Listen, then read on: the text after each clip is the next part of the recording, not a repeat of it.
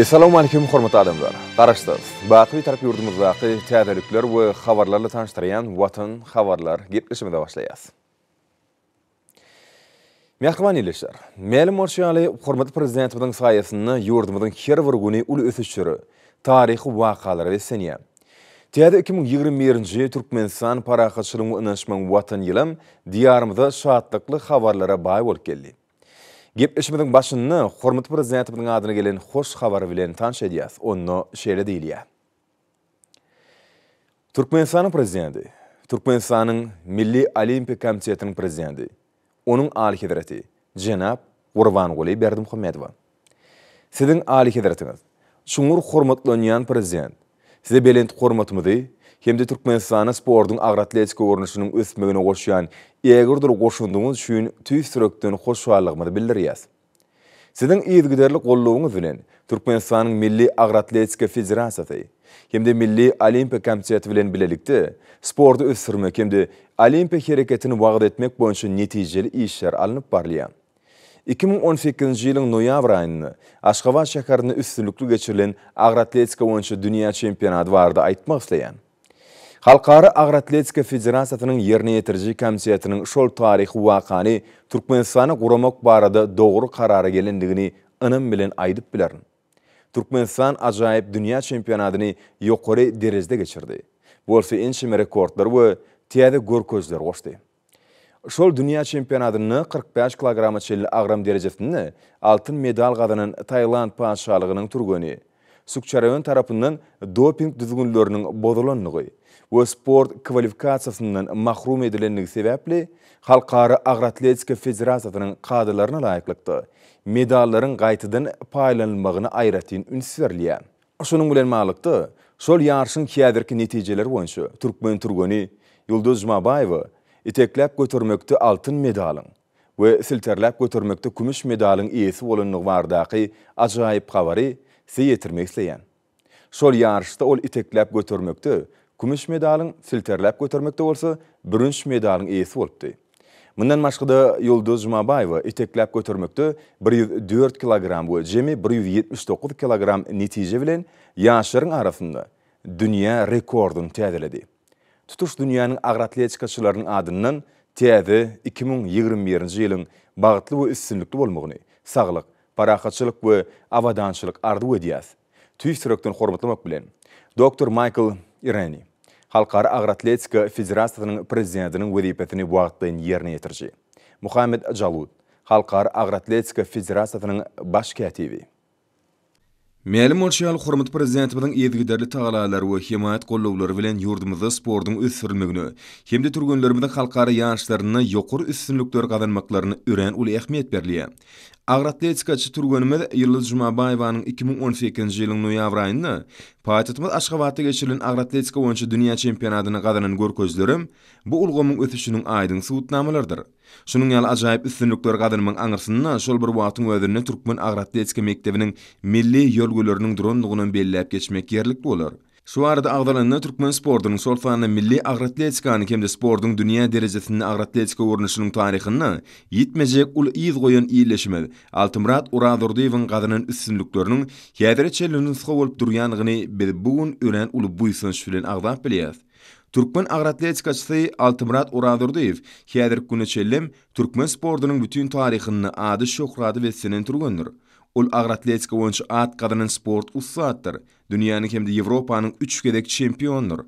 Aziýanyň we Aziýa oýunlarynyň çempiondur. Bu Türkmen turganynyň ady bütün dünýäde giňden meşhurdur. Milli hemde halkara sport hereketiniň ötüşine onuň goşondyna baha bermek kyndyr. Çünki ol özüniň ajaýyp ustadlygy bilen hatda yer ýüzüniň iň meşhur turganlarynyň haýran goýmagy başardy.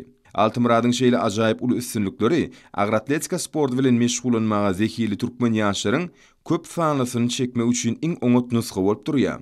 Türkmen agratletikasynyň milli ýolgöleriniň kädirki wagtyda üstünlükli dowam etdirilýändigini Halkara Agratletika Federasiýasynyň ýolbaşçylarynyň hormatly prezidentimiň adyna gelip gowşan hoş habarly hatam aýdyň tasdiklaýar.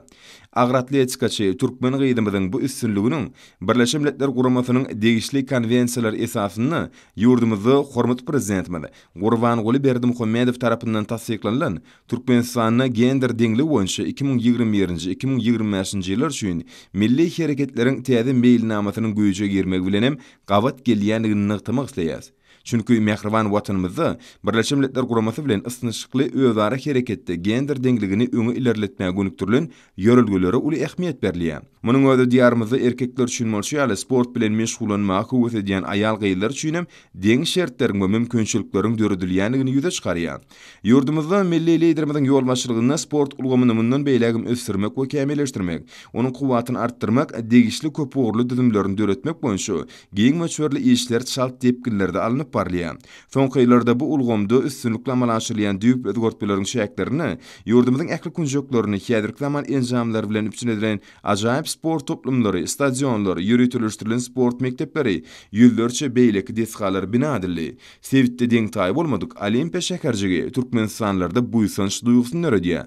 Onuň gurulmagy sportyň ösürilmegine möhüm tapgyr boldy. Bularyň ählisi ýokary dünýä ülümlerini we Halkara Olimpiya komiteýatynyň talaplaryna laýyk gelýän milli sport ulgamynyň döredilýändigini aýtmaga esas berýär. Milli liderimiziň başlangyjy we baştonlugyny amala aşyrýan toplumlaryň şäherleriň netijesinde sport häzirki zaman Türkmen jemgyýetiniň sagdyrlygynyň, nesilleriň sağlyşykly, beden we ruh taýdan ötüşiniň aýrylmaz düzümlerine urly. Goçşularyň netijesinde milli turgullarymyz halkara we dünýä derejesindäki ýarşlarda uly üstünlikleri gazanyp çykyş etmek bilen watandaşlarymyzy begendirýärler. Ýaş turgulymyz Ýulduz Jumabaýewanyň agratletika boýunça dünýä çempionatyny gazanan görkezlerim iýleşlerimiziň guwunjyny we buýsunjyny artdyran ajaýyp waka urly. Bizim agratletikaçy turgulymyz Ýulduz Jumabaýewany bu üstünligi bilen tüýsürekden gutlaýar. Hemde oňa geljekki ýarşlaryny da watanymyzyň sport awryny artdyrmakda hasam uly üstünlikleri gazanmagyny arzu edýär. Ine bolsa hormatly prezidentimiň adyna gelen gutlawlar bilen tanış edýäs. Ilkinji tanıştyrjak gutlawmyzy şeýle diýilýär. Onuň alhydraty Türkmenistanyň prezidenti Jenap Gurbanguly Berdimuhammedow. Siziň alhydratyňyz täze gutlawlarymy kabul ediň. Goý biziň arzuwlarymyz hasyl bolsun. Simonet Samaruga, Şwitsariýa Konfederasiýasynyň prezidenti. Bu tawda şeýle sözler bar. Onuň alhydraty Türkmenistanyň prezidenti Jenap Gurbanguly Berdimuhammedow. Siziň alhydratyňyz täze 2021-nji ýyl münasibetli iweren mähirli gutlawyňyz üçin size tüýsürekden hoşallyk bildirýän. Öz gedegimde menem siziň alhydratyňyzda berk jan saglyk we bagtyarlyk. Türkmenistanyň halkyna bolsa awadançylyk hemde rowaşlyk bardaky tüýsürekden arzuwlarym ýollaýan. Hacı Hasanal Bolkiýah, Brunei Darussalam döwletiniň sultany. Bu tawda şeýle diýilýär. Onuň alhydraty Türkmenistanyň prezidenti Jenap Gurbanguly Berdimuhammedow. Täze ýyl münasibetli siziň maşgalaňyzda asudalyk, saglyk hemde üstünlikler. Halkyňyzda bolsa parahatçylyk we durmuş taýdan güllep ötüş bardaky arzuwlarymy kabul etmeňizi haýyş edýän. Patris Talon, Benin Respublikasynyň prezidenti.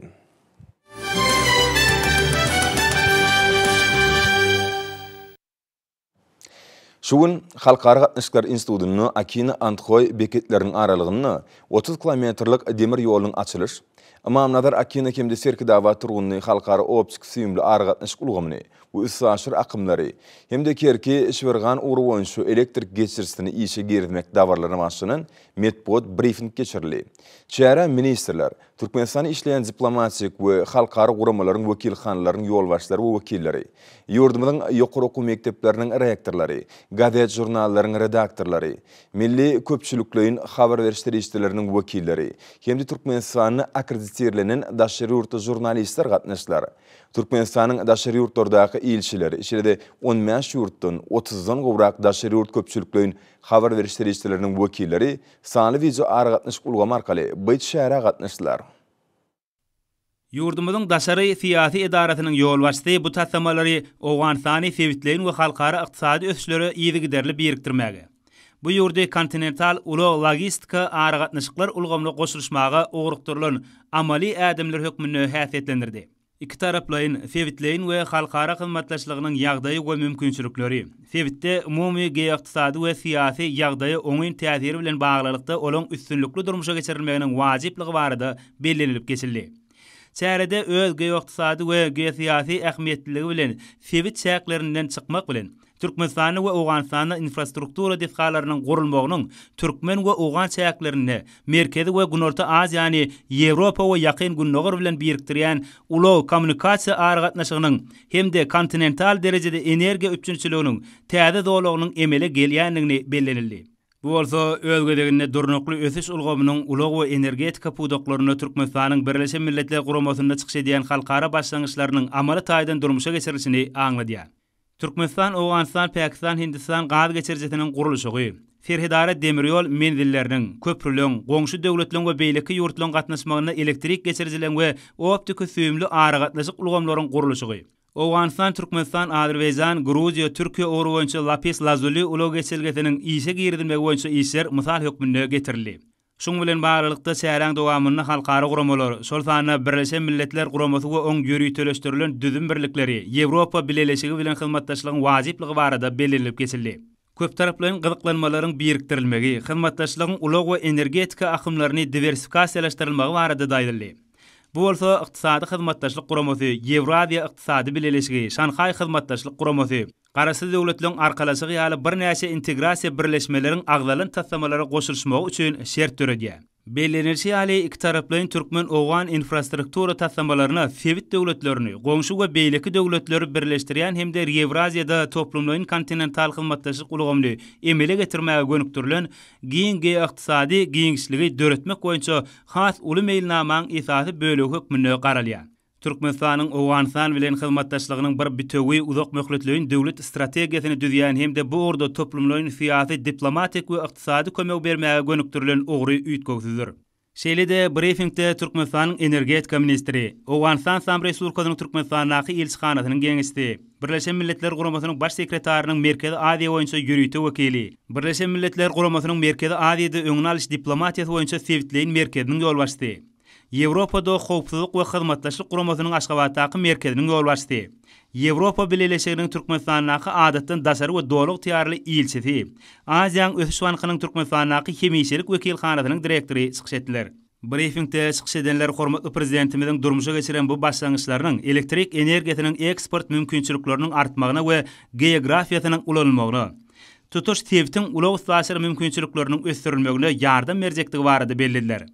Şeýlede bu tassamalaryň işe girdilmeginiň iki ýurdun ulag taşyr mümkinçiliklerini durmuşa geçirmäge, olaň energetika we kommunikasiýa ulgamlarynyň gatnaşyklaryny, häzirki zaman halkara ykdysady gatnaşyklary ulgamyna goşulmagyna ýardam berjektigi barada bellenip geçildi. Şäherň ahyrynda Türkmenistanyň Daşary işler ministri, Daşary ýurt habarlar agentlikleriniň, Halkara gatnaşyklary institutynyň we halkara insanperwer ilmleri we ösüş universitetleriniň muallimläriniň şeýlede yerli habar berişleriniň wekilleriniň soraglaryna jogap berdi. Berkarar döwletimiziň bagtyarlyk döwründe hormatly prezidentimiziň ýurdumyzyň harby hukuk gorajadarlarynyň işgärleriniň durmuş ýaşaýyş şertlerini ýokurundyrmak barada edýän alydalarynyň şägini golaýlap gelýän watan goragçylarynyň güni münasibetli Mar şäherinde Türkmenistanyň içeri işler ministrliginiň Mar welaýat polisiýa müdürliginiň işgärlerine niýetlenen 4 gatly 24 öýli täze ýaşaýyş jaýy dawraly ýagdaýda açylyp ulanmagy berildi. Bu döwrewap täze ýaşaýyş jaýynyň Türkmenistan paragatçylygyny we ynanşmagyň watan ýylynda açylyp ulanmagy berilmegi, welaýatyň polisiýa işgärleriniň maşgallarynyň durmuşyny ýatdan çykmajak şahatlykly wakalaryň birine urildi. Hormatly prezidentimiziň täsir taglasy bilen Mar şäheriniň gödel künjeginde gurulan we döwletimiziň mukaddes garaşlygynyň şanly 30 ýyllyk bayramynyň uly dawarlary we senjek ýylyna ulanmagy berilen bu ýaşaýyş jaýy bagtyarlyk döwrümiziň döwrwap binalary bilen bitiw sağlaşygy emele getirip şäheriň binagarlyk keşfine görüp goşdy. Mar welaýat polisiýa müdürliginiň işgärleriniň maşgalalarynyň toý şahatlygyny berende götüren bu ýaşaýyş jaýynyň açylmagy Mehriban arkadamyzyň ýurdumyzyň harby hukuk gorajadarlarynyň işgärleriniň iş we durmuş şertleri bardy edýän aladalarynyň hemde olary äkli amatlyklary bolan dünýä ülümlerine laýyk gelýän ýaşaý jaýlary bilen üpsün etmekde amal aşyrýan belent maksatly işleriniň aýdyň suwutnamasy. Döwletimiz tarapyndan uzak mökletleýin berilýän kart pul feriştesiniň hasabyna gurulan bu ýaşaý jaýynyň açylyş dabarasy belent tutumly toý çäherlerini besenni. Döwrwap ýaşaý jaýynyň açylyş dabarasyny Türkmenistanyň içeri işler ministrliginiň hemde Mary vilayat polisiýa müdürliginiň ýolbaşlary, Türkmenistanyň mejlisiniň deputatlary, vilayat polisiýa müdürliginiň işgärleri, jemgyýetçilik guramalarynyň wekilleri gatnaşdylar. Dabaradaky edilen çykyşlarda golaýlap gelýän watan gorugçylarynyň güni münasibetli gutdawlar aýdylyp, ýurdumyzyň harby hukuk goraýjylarynyň işgärleri hemde olaryň ýaşaýyş durmuş şertlerini gowlandyrmak bardy edýän aladalar üçin hormat prezidentimize alkyş we hoşallyk sözleri beýan edildi. Soňra Türkmenistan parahatçylygyna ynanşmaň watan ýylyna täze ýaşaýy jaýlarynyň eýleri bolan Mary vilayat polisiýa müdürliginiň işgärleriniň bagtyar maşgalalaryny täze jaýlaryň açarlarynyň gowşulmagy dawaranyň ýatdan çykmajak şatlykly pursatlarynyň birini urly. Dawaraly pursatda täze ýaşaýy jaýynyň guruluş işlerine gatnaşyp aýratyn tapawutlanan guruluşçylary hormat prezidentimiň adynyň sowgatlar gowşurly. Ýokary ruh biletigi besenen dawara giňermeýe bolup, welatyň medeniýet we synaw saatlarynyň çykyşlaryny besenli. Welatyň polisiýa işgärleriniň ýerine ýetirmeklerini aty watanymyzy mehriban arkadamyzyň amala aşyrýan beýik işlerini wasp edýän aýdymlarym belentden ýanglandy. Soňra ýaşly neslin wekilleri we dawaranyň mehmanlary täze ýaşaý jaýynyň döwrwap otowlary bilen tanışdylar. Bu ýaşaý jaýynyň otowlary 2 we 3 otowlardan ibaret bolup, bagtyar maşgalalaryň ýaşamy üçin äkli amatly şertler döredilipdir. Otowlaryň äklisi elektrik, ýylylyk we suw ulgamlary bilen üpsün edilipdir. Äkli amatlyklar bolan täze jaýlaryny göçüp baran Mary vilayat polisiýa müdürliginiň işgärleriniň bagtyar maşgalalary dawaraly günni jaý toýlaryny toýlap, dürli tagamlar taýýarlap, toý saçaklaryny giňden ýazdylar. Bagtyar döwrümizde täze ýaşaýy jaýlarynyň eýleri bolan maşgalalar halkymyzyň ýaşaýyş durmuş derejelerini hasam gowlandyrmakda. Ýurdumyzyň harby hukuk goraýjylarynyň işgärleriniň ýaşaýyş durmuş derejelerini ýokurlandyrmakda amal aşyrýan belent maksatly işler üçin mehriban arkadamyzy alkyş sözlerini aýtdylar. Bilşimiz ýaly Türkmenistan parahatçylygyna ynanşmaň watan ýylp ýylandyran 2021-nji ýylyň 14-nji 15-nji ýanwaryny hormat prezidentimiň ýurdumyzyň Lewap vilayatyna iş taparynyň çäklerini onlaýn aragatnaşyk arkaly goňşy owgan halky bilen döwletara dostlukly gatnaşyklarymyzy hasam putulandyrjak Sevit ähmiýetli Akina Antkoy demir ýoly, Mamnazar Akina optik süýümli aragatnaşyk ulgamy, Kerki Şiwergan ury boýunça güýjenmesi 500 kV bolan elektrik geçirişdi. Şeýle gahrman arkadamyzyň hut özüniň gatnaşmagyny, Garagum sehrasynyň Lewap vilayatynyň çäklerini ýerleşen Malay meydançasyny ýyllyk kuwaty 30 milliard metr kuwa deň bolan kuwatly gaz gytyjy desga işe girdirildi.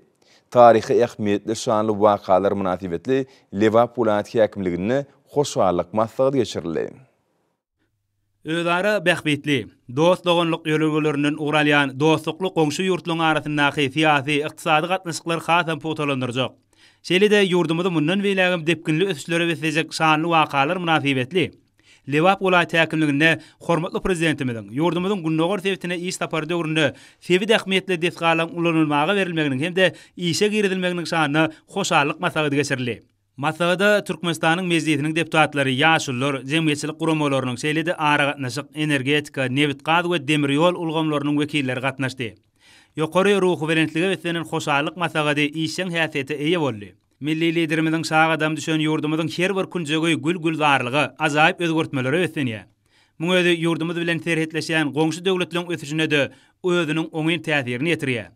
Türkmenistan parahatçylygyň we ynanşmagyň watany ýylynyň 14-nji 15-nji ýanwaryny arkada prezidentimiziň diýarymyzyň Lewap vilayatyna iş taparynyň çäklerini iki ýurdun döwlet başdanlarynyň gatnaşmagyny onlaýn aragatnaşyk arkaly Akina Antkoy demir ýolunyň, Mamnazar Akina optik süýümli aragatnaşyk ulgamynyň Kerki Şiwergan ury boýunça güýjenmesi 500 kW bolan elektrik geçirjisiniň işe girilmegini ak pata berilmegi, şoň ýalym Garagum sehrasynyň jümmüşinde Lewap vilayatynyň çäklerine ýerleşen Malay meydançasynda ýyllyk kuwaty 30 milliard kubmetre deň bolan kuwatly gaz gytyjy desganyň işe girilmeginiň özüm aýdylanlary aýdynlygy bilen güwä geçýär. Malay gaz gytyjy desganyň kömegi bilen iýerilen tebi gazyň dostlukly Hytaý Halk Respublikasyna ugradylmagy bolsa bellenip geçilmäge münasipdir. Milletin liderinin Türkmenistan parakatçılığın ve ınanışmağın vatanını ilip ıglan edilen 2021-nji ýylyň ilkinji iş taparyny Lewap welaýatynyň başlamagy bolsa, biziň şahatlygymyzy goşulandyryp bu ýytynçy başymyzy göýege diýerýär diýip syks edenler bellädiler. Iqtisad jähetden uly baha berilýän şanly waka diňe bir biziň ýurdumyz üçin bähwetli bolman eýtem sebit derejesinde de möhüm ähmiýete eýedir. Şol guruluşyk işleriniň türkmen hünärmenleri tarapyndan amala aşyrylmagy bolsa, hasam bu ýytynyrjy ýagdaýdyr. Vilayetde durmuşa ornaştyrylýan beýik işler üçin syks edenler gahrman arkadagymyzy alkyş sözlerini aýtdylar. Dawaraly sykslarda şanly garaşdyrlygymyzyň 30 ýyllygynyň ullun toýlanjak Türkmenistan parakatçylygyň we ynanşmagyň watanyny ilip yglan edilen taryhy ýylda dostlukly gatnaşyklaryň hemme taraplaryň ösdürilýän goňşy Awganistan Islam Respublikasyna uzaýan möhüm desgalan işe giridilmegi parakatçylygy söýüji berqarar diýarymyzyň özara ynanşmak, insan pergörlük görelgelerini ıgrarly iki tarap üçin bähwetli gatnaşyklary täze many mazmun bilen baýlaşdyrýar diýip aýratynlyk tap geçdiler. Hoşallyk maslahatyna hormatly prezidentimize ýüzlenme kabul edildi. Maslahata gatnaşyjylar arkada prezidentimiziň janynyň sag belent başynyň aman bolmagy, tutumly işleriniň mundan beýlegim rowaj almagyny tüýsürekden arzu etdiler. Ýokary ruh belentligi besenen dawaraly maslahat welaýatyň tanymal medeniýet we sungat işgärleriniň hoşawatly aýdymlaryna, joşgunly çykyşlaryna ulaşdy. Belli teňlerde ýanglanan nurany aýdymlarda berqarar döwletimiziň bagtyarlyk döwri, ýurdumyzda gazanylýan bede watly ötüşler, esretli hem bagtyar durmuşymyz, arkada prezidentimiziň rowaj işleri uslatlyk bilen beýan edildi. 2021-nji ýylyň 16-njy ýanwaryna Türkmenistanyň, Azerbaýjanyň we Awganystanyň Pudagara toporynyň ýolbaşlarynyň onlaýn görnüşini üç taraplaryň duşy geçirildi. Bu topor ulaw we aragatnaşyk ulgamyny hyzmatdaşlyk etme arkaly Lapis Lazuli geçirgesini iççeňleşdirmek maksady bilen dördürildi. Duşyga Türkmenistanyň Ministrler Kabinetiniň başlygynyň ulug we kommunikasiýa boýunça ornatary Öwözow, Azerbaýjan Respublikasynyň Premier Ministriniň ornatary Mustafaew we Awganistan Islam Respublikasynyň Merkezi Bankynyň başlygynyň wezipesini wagtlaýyn ýerine ýetirji Ajmal Ahmedi daglar gatnaşdylar. Gepleşikliň dowamyna taraplar bu formatda hyzmatdaşlyk etmegiň aýratyn ähmiýetini noktadylar we geçen döwürde amala aşyrylan bilelikdäki işleň netijelerine garadylar. Şu ýyl üçin meýilleşdirilýän özara hereketler boýunça pikir alşyldy. Duşygyň jemleri boýunça taraplar Lapis Lazuli geçilgetiniň çäklerine hyzmatdaşlyk etmegiň ýol kartasyna gol çekdiler. Türkmenistan, Azerbaýjan Respublikasy, Gruziýa, Türkiýe Respublikasy we Awganistan Islam Respublikasynyň arasynda üstsäşir we ulag hyzmatdaşlyk hakynda ilalaşygy 2017-nji ýylyň noýabrynda Aşgabat şäherine geçirilen Awganistan boýunça 7-nji sebitleýin ykdysady hyzmatdaşlyk maksatnamasynyň ministrler derejesindäki mejlisinde gol çekilendigini nagtamak zerurdur. Sebitleýin ykdysady integrasiýaň ilerledilmegi bu formatda hyzmatdaşlyk etmegiň esasy maksatlarynyň biri bolup durýar. Ýurdumyzda Türkmenistan parakatçylygyň we ynanşmagyň watan ýyly münasibetli maksatlardyr sergilere giňermerliýär. Olarda arkadan prezidentimiziň parasat ýolbaşçylygyna ýetilýän belin sepkitler, gazanýan ul üstünlükler bardy. Bu ýysanç bilen söhbet edildi. Bilim Ministerliğinin Aşgabat şäheri we vilayet baş bilim müdürlükleriniň ýolbaşçylarynyň, Milli Bilim Institutynyň wekilleriniň, şeýle hem Türkmenistanyň Sağlyk goraşy we Derman Senaty Ministerliğiniň döwlet arasatçylyk we keselden ýaýramana garşy görüşmek gullugynyň hünärmenleriniň gatnaşmaklaryna 2020-2021-nji okuw ýylynyň 2-nji ýarmyna öňde durýan möhüm wezipeleri, bilim özgörtmelerini mundan beýlegim çatlandyrmak bilen bagly meselelere bagyşlanan Türkmenistan parakatçylygyň we ynanşmagyň watany atly ýurdumyzyň bilim işgärleriniň video aratnaşy arkaly geçirildi. Bilim merleşiniň usuliýetini kämilleşdirmek, okutmagyň innowasion usullaryny netijeli peýdalanmak milli görelgelerimizin en gowy däplerini, ata-babalarymyzdan miras galan öwdünlikleri, dünýä ilminiň oňyn gazananlaryny iş tejribesine ornaşdyrmak mollum bilen we bilim işgärleriniň esasy maksadynyň bolmalylygy barada aýratyn bellenip geçirildi. Maslahatda çykyş edenler, milli bilim urgamyna amala aşyrylýan özgörtmeler, bagtyar netleň şu güni ertelik hakynda döwlet derejesindäki aladalar üçin hoşallyk sözlerini beýan edip, bilim urgamyny kämilleşdirmek, okuw işlerini döwri baplaşdyrmak, netijelerine hasam ýokarlandyrmak boýunça öňde goýulan wezipeleri aýratyn jogapkärçilik, ýokary guramaçylyk, dörejelikli gözlegler bilen üstünlikli durmuşa geçirjekdikleri barada arkada prezidentimize ynandyrdylar. Türkmenistan parakatçylygyň we ynanşmagyň watany ýyly münasibetli ýurdumyzyň muzeýleriniň arasynda sanly video aratnaşy arkaly iş maslahaty we sergisi geçirildi. Bu iş maslahatyny 2021-nji ýylda ýurdumyzyň muzeýlerine ýerine ýetirilmeli işler, şeýle hem ýazgy şahyrlaryň, suratkeşliň we heýkeltaraşlaryň gatnaşmagyna halipa şähertlik ýoluna bagyşlanan dörejilik dowuşçyklary, şöhratly taryhymyzda dünýäge ýaymak maksady bilen ýurdumyzda we daşary döwletlerde gurulmagy göýdäňde tutulýan sergiler babatda pikir alşyldy. Belkar döwletimiň bagtýarlyk dogrunyň batlyk adamlaryny şekilleniş tungotunyň häzirki zaman ösüşine halka we dünýä ýüzüne el ýetirligini öpçün etmek maksady bilen muzeýde sanly ulgam arkaly goňşy döwletler muzeýleri bilen ýakyn aragatnaşyk taklanylýar. Ýurdumyzyň muzeýleriniň internet saýtlary hereket edýär. Türkmenistanyň häzirki zaman muzeýleri diňe bir milli mirasymyzyň saklanylýan ýeri bolmak bilen çäklenmän. Eýsem olar halkara medeni alış çalyşlary ýola goýmak üçin oňoýly merkez bolup durýar. Şunuň bilen baglykda halkara syýahatçylygyny ösürmekde. Muzeýlere aýratyn orun eşliler. Parahatçylyk we ynançmak adamlar üçin iň zerur düşünjelerdir. Häzirki wagtda biri bilen aýrylmaz baglanşykly bu ýörelgeler hyzmatdaşlygyň we ösüşiň baş ýörelgesidir. Sergide görkezlen Halipa Soratkeşliň eserlerini, milli mirasymyz, beýik taryhymyz, parahatçylyk, watan muqaddesligi wasp edilýär. Ýaş Soratkeşliň ösüşi, watan gülleýiş, dost, oňluk, ajaýyp durmuş, ýagty geljek hakyndaky döreden eserlerem serge öwüşgün çaýga. Şeýlede sergide milli mirasymyz, milli şaýtepler, kuýdagärçilik sunugotymyz, amal haşam sunugotumyzyň dürli görnüşleri görkezildi. Türkmenistanyň jemgyýetçilik guramalarynyň merkezinde Demokratik Partiýanyň syýasy geňeşiniň vilayet komitetleriniň arasynda sanly ýaratna şarkaly maslahat tuşy geçirildi. Onu 2021-nji ýylyň Türkmenistan parahatçylygyň we ynançmagyň watany ýyly diýip adlandyrylmagy münasibetli hemde 2020-nji ýylyň 16-njy dekabryna arkada prezidentimiziň sanly ýaratna şarkaly geçiren iş maslahatyna beren tawşyryklaryny ýerine ýetirmek boýunça Türkmenistanyň Demokratik Partiýasynyň guramalarynyň alyp barmaly işleri aralyp maslahatlaşyldy. Sanly ýaratna şarkaly geçirilen maslahatyň dowamyna arkada prezidentimiziň beýmeçür taýlanlar netijesinde Owganstan Islam Respublikasyna akiny Antoy beketleriniň arasyndaky demir ýol bölüginiň kerge çybyrgan elektrik geçirjisiniň hemde Imamnazar akiny we Serhadabat turgunda halkara optika süýümli aragatnaşyk we saşyl ulgamlan ulanmagy berilmeginiň ähmiýeti barada aýdylyp geçildi. Şeýlede hormatly prezidentimiň başdanlygyna ýurtymyzyň jemgyýetçilik syýasy durmuşynaky düýpli özgertmeleri wagt etmek, Türkmenistanyň muqaddes garaşdyrlarynyň şanly 30 ýylyny hemişelik beýtaraplamada dawralandyrmak, dünýä ýüzüne garaşda döwletimiziň ad-abryny hatam ýokurlandyrmak, şeýlede döwletimiziň kanunçylyk esasynyň kämilleşdirilmeginiň täze tapgyryna öňde duran wezipeleri amala aşyrmak ugruna Türkmenistanyň Demokratik Partiýasynyň beýleki jemgyýetçilik guramalary bilen bilelikde alyp barýan işleri barada hasabatlar diňlendi. Duşa gatnaşyjylar ähli aladat halkyň beýikligine gönükdirilen arkada prezidentimize hoşallyk sözlerini beýan etdiler. Hormatly adamlar, olsa ýurdumyzyň welaýatlaryna we paýtagtymyz Aşgabatda 16-njy ýanwarda saat 20-den 17-nji ýanwarda saat 20-nji boljak hawa barady. Türkmenistanyň hawa maglumaty ulgunyň berýän habary bilen tanışalım.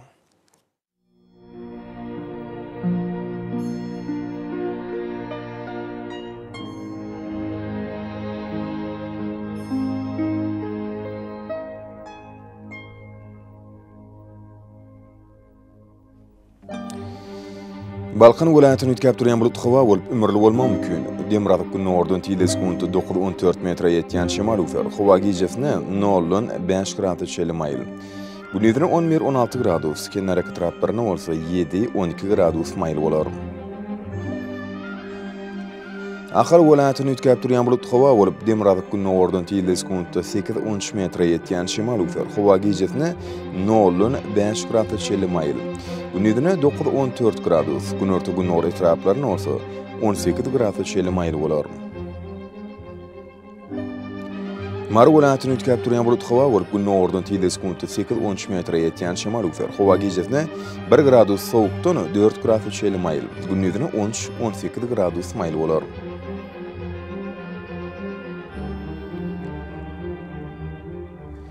Leva welaýatyny ütkäp durýan bulut hawa bolup demirazyk günü ordan tiýle sekundy 7-12 metre ýetýän şemal ufer. Hawa gijesine 2 gradus sowukdan 3 gradus çeli mayl. Günüdüne 10-15 gradus mayl bolar.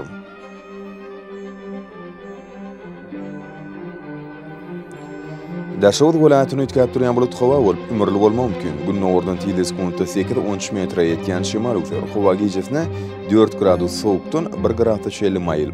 Günüdüne bolsa 3-8 gradus mayl bolar.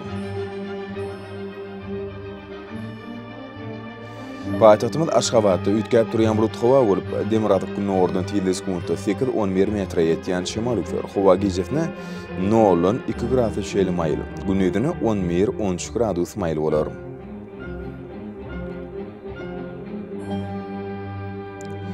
Yurdumuz boýunça yanvar aýynyň 17-sine magnit hadisesiniň gowşok täsiri bolmany arşylýar.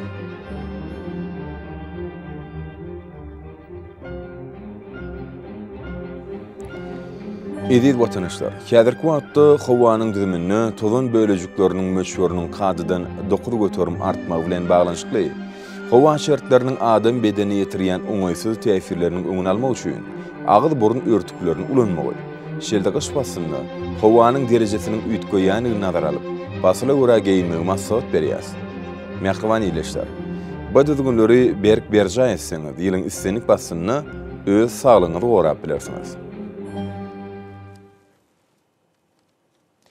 Mähriman adamlar, şunun bilen watan habarlar gepleşimde jemleýäs. Berkarar döwletimiziň bagtýarlyk döwründe ata watanymyz Türkmenistan ýakly wagtlarda tüşüresenýär. Ýakly tüşüň özüne bolsa halkyň bähfidi we çünki biziň ýurdumyzda döwlet adam düşünür. Hoş taýyň edilýär.